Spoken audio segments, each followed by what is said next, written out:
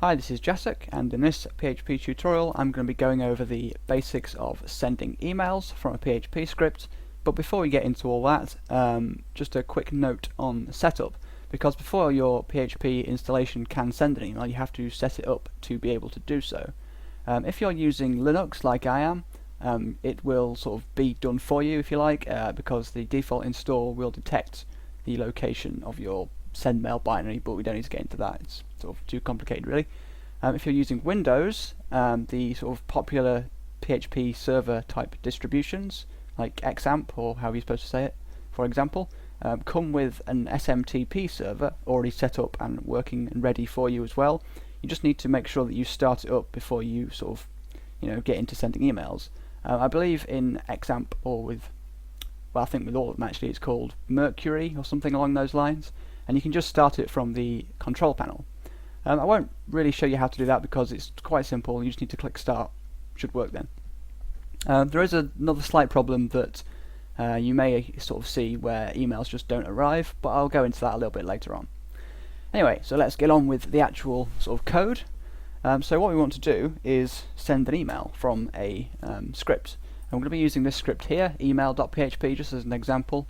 I'm not going to be doing anything like creating a form or a page to do this. I'm just going to be literally coding out the code to send the email, and then we're just going to run it by loading the browser page. So I've got this script open in my browser window here, just email.php, you can see, and I've also got a temporary email address that I've set up, which is where we're going to be sending the addresses to. This is using my sort of hosting service, so this is like on the internet. It's a proper email address.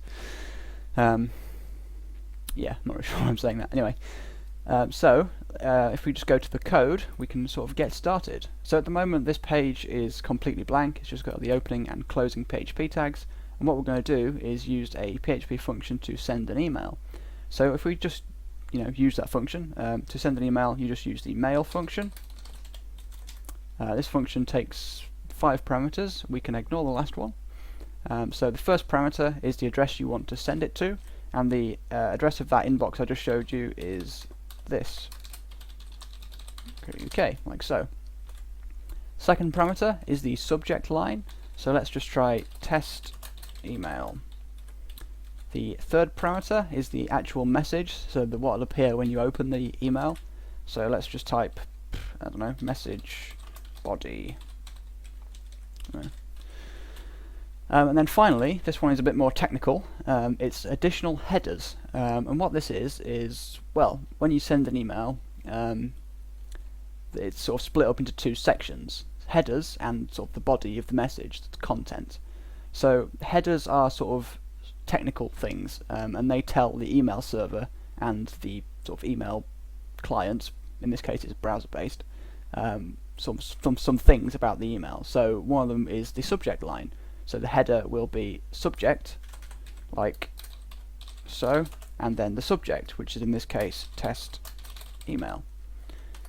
There's also the reply to header, for example, which you can set to control who the sort of user will reply to when they click the reply button.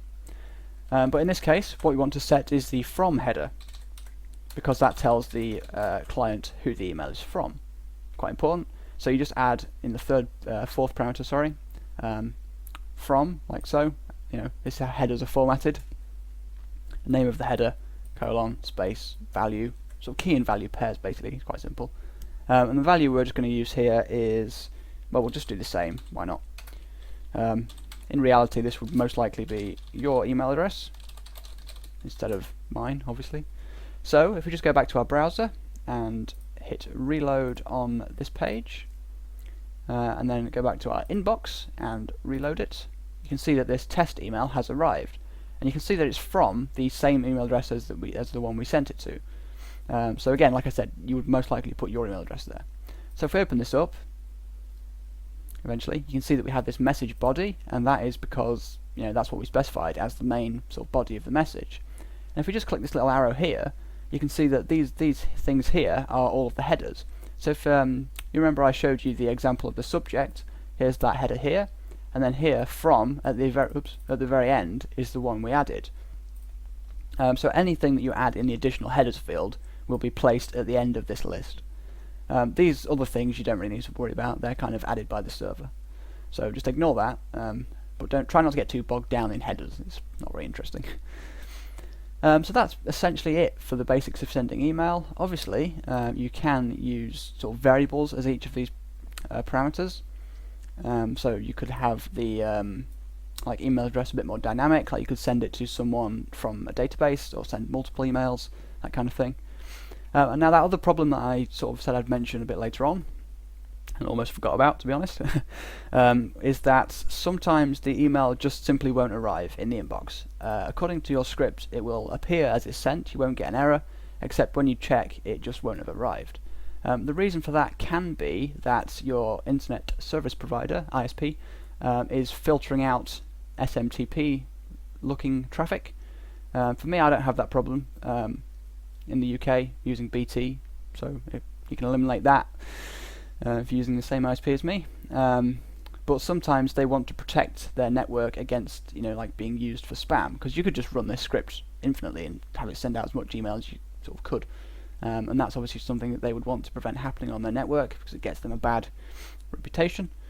The other cause is potential spam filtering on the sort of receiver end, because if you send an email address that claims to be from from someone that it actually isn't from, so by that I mean, say here, this email address is from the user test1 at this domain, and if the server checks the IP that this email address came from and it doesn't match the IP of this domain name, it may just drop the email and not even put it in your junk folder.